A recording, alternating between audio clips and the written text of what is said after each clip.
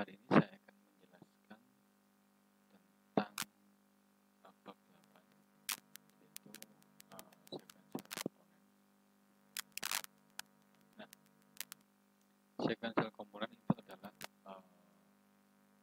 berasal dari beberapa rangkaian sekuensial ya, yang tersusun atau yang dirangkai sedemikian rupa sehingga membentuk sebuah sequential component. Nah, kalau pada gambar diagram ini ya, sequential component itu posisinya adalah berada pada register ya, kalau pada tidak dapat berada pada register. Kemudian kalau di control unit itu berada pada state memory. Jadi kesimpulannya pada slide ini saya akan menjelaskan tentang beberapa sequential component yang di dalamnya nanti membentuk sebuah rangkaian register atau memori. Yang pertama adalah tentang register ya. Rangkaian yang register ini adalah sebuah rangkaian yang digunakan untuk menyimpan lebih dari 1 bit informasi. Kalau kita lihat di dalamnya, register ini ya tersusun 2 atau lebih debug block yang dihubungkan secara bersama-sama dan disinkronisasikan oleh sinyal clock dan enable. Dan ini adalah contoh dari sebuah rangkaian register yang 4 bit ya. Ini adalah rangkaian register 4 bit. Ya, ada data inputnya adalah D0 sampai D3, kemudian outputnya adalah G0 sampai G3. Kemudian disinkronkan oleh sebuah clock ya yang diparalel seperti ini, dan juga load atau enable-nya di paralel semua ini. Nah, kalau kita lihat untuk operasinya, ketika clear-nya ini diaktifkan ya, karena di sini clear-nya adalah active high ya, clear-nya diaktifkan, maka register akan di reset, yaitu dinolkan. Kemudian kalau load dan clear-nya dinolkan ya, maka dia tidak akan, outputnya tidak akan berubah ya, change di sini. Kemudian kalau load-nya diberi 1 dan clear-nya ini 0, maka otomatis data akan dikeluarkan ya. Kemudian load in a value at rising clock edge. Jadi load ini ya, nilainya akan dikeluarkan yaitu saat clock-nya adalah rising edge. Ini adalah simbol dari register 4.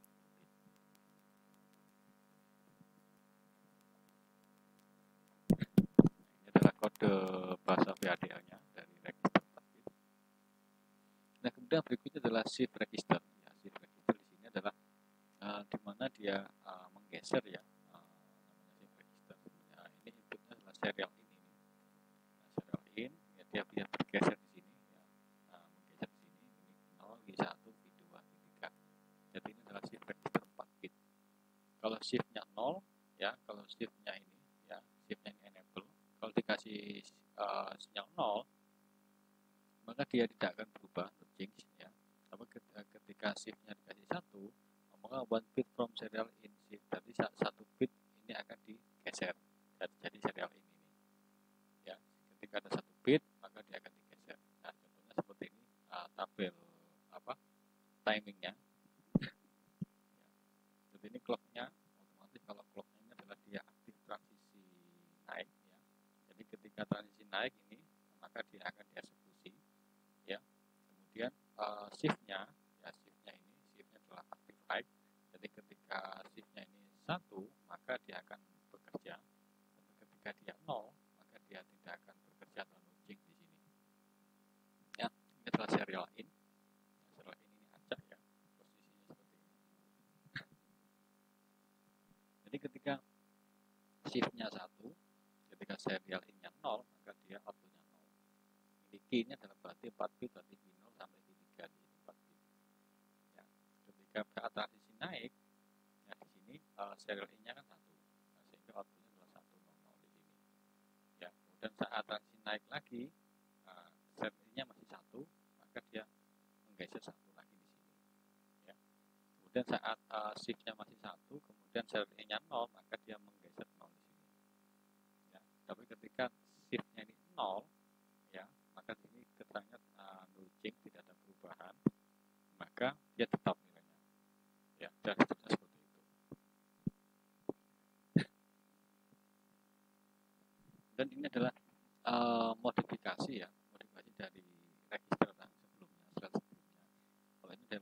bisa kita setting serial to parallel dan parallel to serial.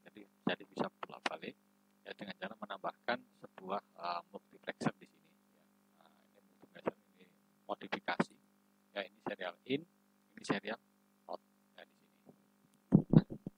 Dan ini para outputnya di sini. Dan berikutnya adalah register file. Ya. Dalam sebuah mikroprosesor, rangkaian mikroprosesor itu pasti diperlukan memerlukan sebuah ALU, Arithmetic Logic Unit. Ya, register file ini biasanya digunakan sebagai tempat penyimpanan operan. Ya, register file ini tempat menyimpan operan. Operan itu misalkan kayak ALU itu kan operasi aritmatik, misalkan 2 tambah 4. Nah, angka 2 dan angka 4 itu disimpan di register file. Maksudnya seperti itu. Ya. Karena ALU ini mengambil 2 input operan, ya, yang tadi sudah saya sebutkan, misalkan 2 tambah 4, berarti kan ada 2 operan. Ya, kita misalkan di sini register file ini dapat mengeluarkan 2 nilai yang mungkin lokasinya berbeda. Jadi karena dia menyimpan 2 operan, otomatis dia bisa mengeluarkan 2 nilai, ya, dengan lokasi yang berbeda.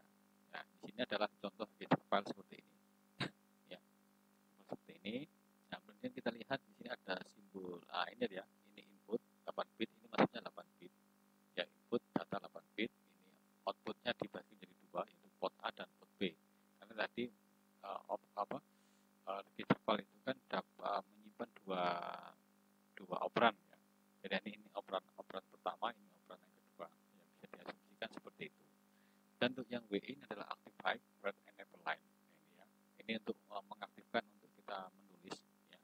Dan WA1 dan WA0 adalah 2 address line untuk memilih lokasi yang mau kita tulis. Ya, ini WA1 dan WA0, ya. Kemudian untuk read address-nya kita ada pilihan yaitu port A dan port B, ya, untuk membaca. Berarti untuk mengeluarkan sinyal ini yang ada 2 pilihan yaitu port A dan port B. Untuk settingannya yaitu berada pada RAA1 dan RA0.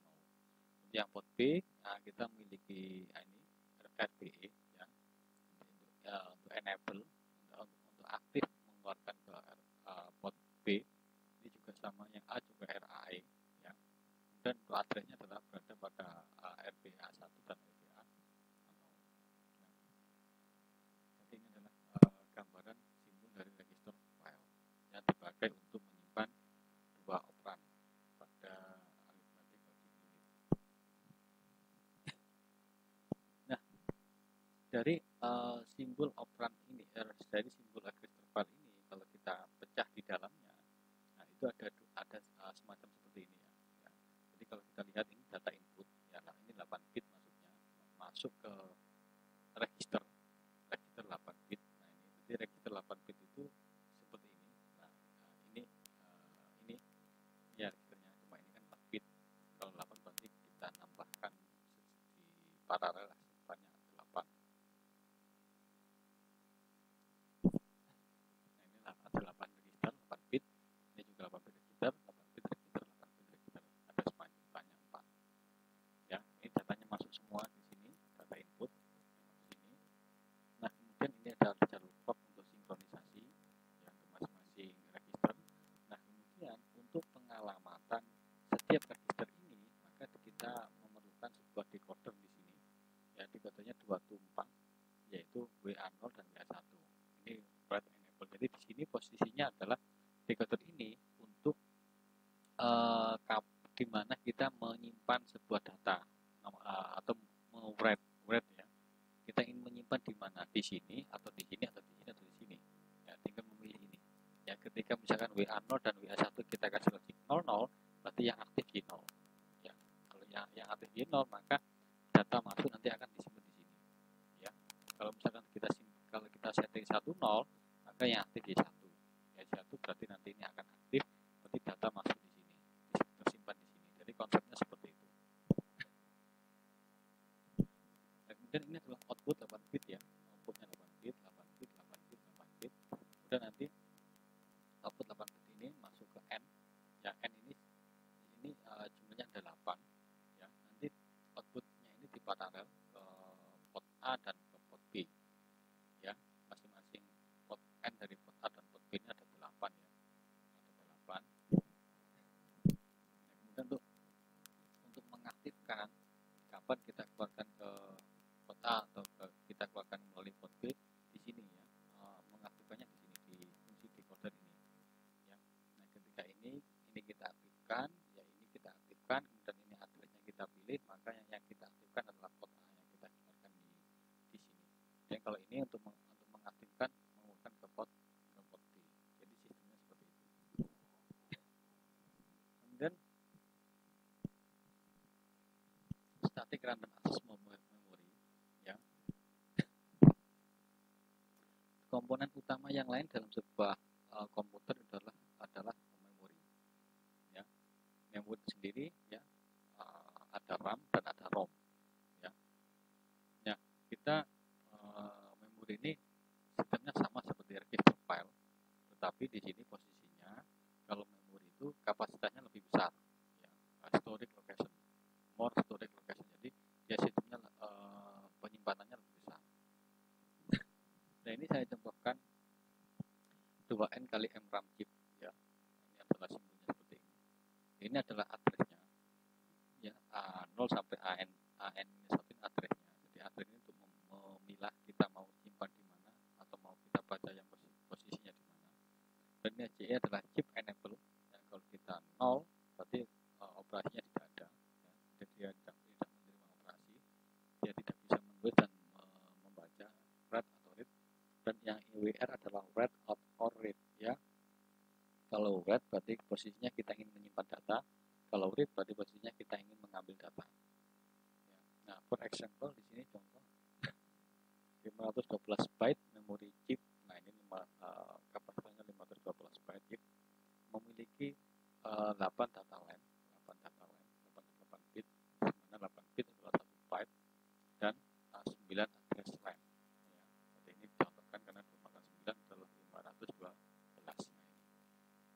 Jadi kesimpulannya, kalau memori dengan kapasitas 512 byte itu membutuhkan 9 address ya, membutuhkan 9 address untuk alokasi di mana kita menyimpan dan kita ingin membaca dengan alokasi yang mana. Nah, ini adalah memory timing diagram ya. Ini secara umum seperti ini ya. Hampir semua sistem memori seperti ini. Ini address ya, jadi kita masukkan addressnya, kita ingin menulis atau membaca address yang mana, lalu kita butuhkan dulu. Kemudian ini data ya, data dimasukkan atau data dibaca ya. Kemudian ini baru chip enable-nya diaktifkan, kemudian operasi write read-nya diaktifkan ya, seperti ini. Kalau ini kondisi high berarti ini adalah read operation, kalau ini posisinya low berarti operasi adalah write operation ya. Kalau read berarti dia hanya mengambil data, kalau write berarti dia mengisi data atau menyimpan data. Untuk memory cell ya, memory cell itu berarti dia posisinya hanya bisa menyimpan 1 bit ya, seperti ini ya. Ini adalah cell enable, hanya 1 D flip flop ya. Ini write ya, write enable untuk mengaktifkan menulis di sini, mengisi, dan ini data yang masuk dan data yang keluar. Simbolnya seperti ini. Nah, ini contoh 4 kali 4 RAM chip ya, 4 kali 4. Jadi ini adalah apakah ini ya, memori cell di sini seperti ini. Nah, dalamnya seperti ini, dia menyimpan hanya bisa menyimpan 1 bit. Nah, ini. Nah, kemudian ini adalah decoder. Decoder ini ada 2 address, A0 dan A1 ya. A0 dan A1 dia nanti, nah di sini posisinya kalau dia 00 berarti dia mengaktifkan yang bagian baris yang atas ya, baris yang atas di ini berarti ini aktif, yang lain tidak aktif. Dan maksudnya kalau aktif ini berarti ini di posisinya bisa kita buat untuk menyimpan atau menulis atau write, itu juga posisinya bisa juga untuk kita membaca atau mengambil. Nah, untuk posisi menulis write atau read nanti kita masukkan di sini. Nah, ini sinyalnya write atau read di sini, masuk ke sini ya. Kemudian untuk ini adalah chip enable untuk mengaktifkan semua chip memory cell di sini. Nah, ini D0 dan D3 sampai D3 ini posisinya bisa input bisa output.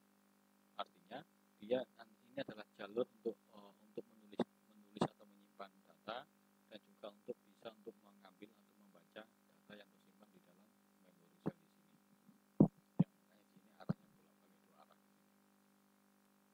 Kalau masuk, kalau menyimpan dia melari ke sini. Ya.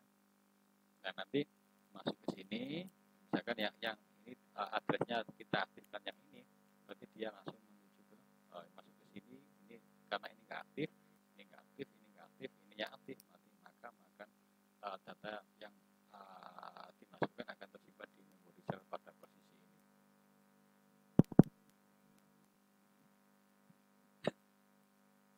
Nah, kemudian memori yang dengan kapasitas besar, contoh ya, kita menginginkan memiliki 1 kilobyte, 1 kilo memori, 1 kilo kali 8 bit memori, ya, menggunakan multiple 256 8 bit memori chip.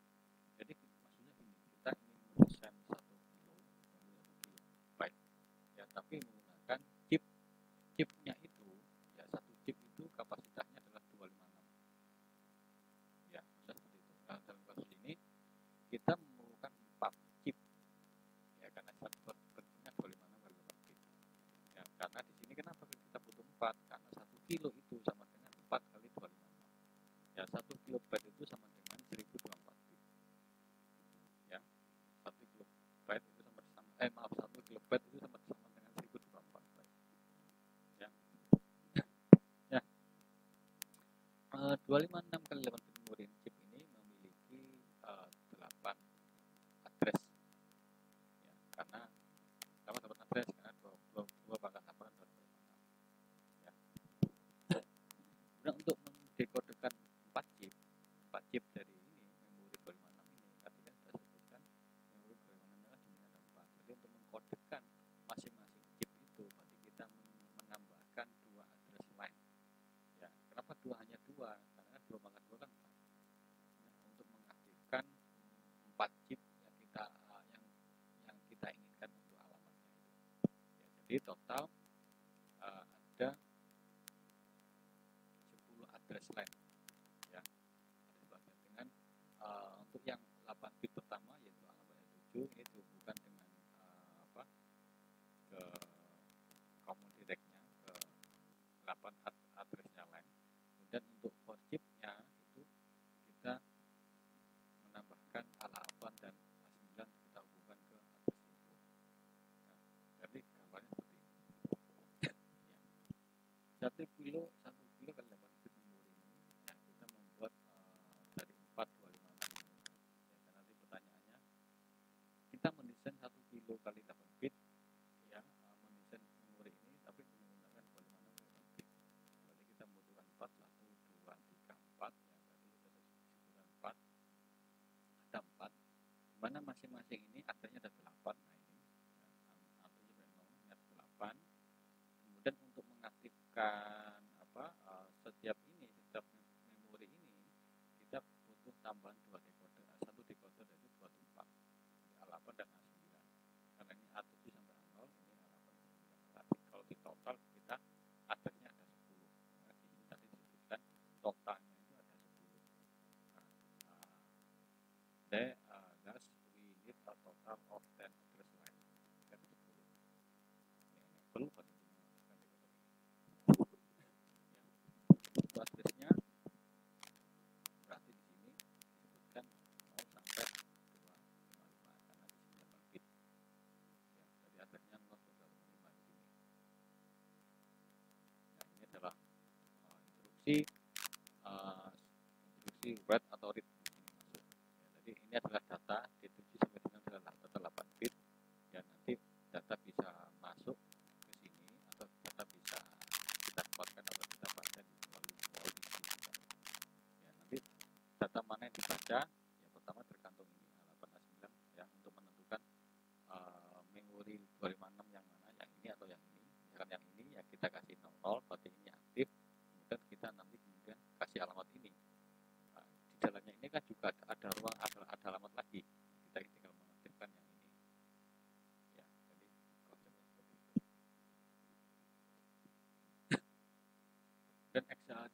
adalah kita ingin mendesain 2 MB memori menggunakan 512 KB RAM chip. Ya, kita tahu bahwa 512 KB RAM chip ini mempunyai 9 address line, yaitu A0 sampai A8, karena 2,9 adalah 512. Ini alasannya ya, dengan 9 address. Karena kita ingin menyusun mendesain 2 MB, maka kita membutuhkan 4, karena 4 kali 512 adalah 4 MB ya.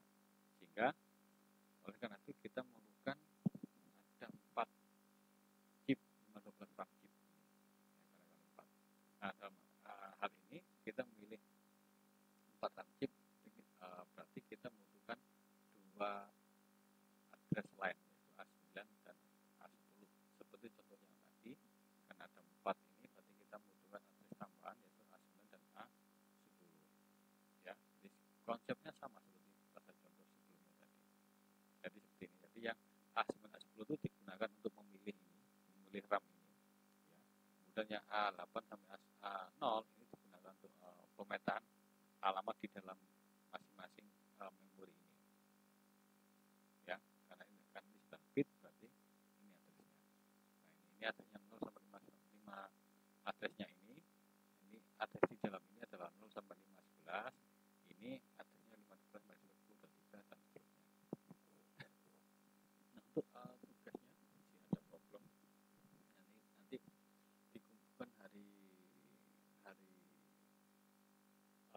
Jumat ya, hari Jumat. Nanti saya share di Google Classroom ya, hari Jumat untuk dikumpulkan di minggu ke-14 ya. Kemudian saya masih punya utang minggu ke-15 ya, nanti saya kirim video lagi untuk penjelasan pelanjutan materi dari rancangan chip. Baik, untuk kasus soalnya ya, desainlah